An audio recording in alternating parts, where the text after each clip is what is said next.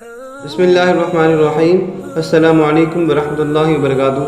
محترم سامعین، حضرت عثمان رضی اللہ تعالیٰ عنہ نے اہل مدینہ کے لیے پانی پینے کا ایک کنواں کھدوایا۔ ایک دفعہ آپ اس کنویں کے سرے پر بیٹھے ہوئے تھے کہ آپ کی انگوٹھی جو کہ نبی کریم صلی اللہ علیہ وسلم نے خطوط پر مہر ثبت کرنے کے لیے بنائی تھی، بعد میں یہی انگوٹھی حضرت ابوبکر صدیق رضی اللہ تعالیٰ عنہ نے بطور مہر بھی اس کو استعمال کیا۔ آپ کے بعد عمر فاروق رضی اللہ تعالیٰ عنہ نے اپنے زمانے خلافت میں بھی اس کو استعمال کیا۔ وہ حضرت عثمان کے پاس تھی، وہ آپ اس کو حرکت دے رہے تھے اور اس کے ساتھ کھیل رہے تھے اور اسے اپنی انگلی میں گھما رہے تھے کہ انگوٹھی ان کے ہاتھ سے نکل کر کنویں میں گر گئی۔ لوگوں نے کنویں میں اس کو بہت تلاش کیا، یہاں تک کہ اس کا سارا پانی بھی نکلوا دیا، مگر پھر بھی اس کا سراغ نہ مل سکا۔ بعد میں حضرت عثمان رضی اللہ تعالیٰ عنہ نے اعلان کیا کہ جو بھی شخص اس انگوٹھی کو ڈھونڈ کر لے آئے گا اسے بہت بڑی رقم انعام میں دی جائے گی۔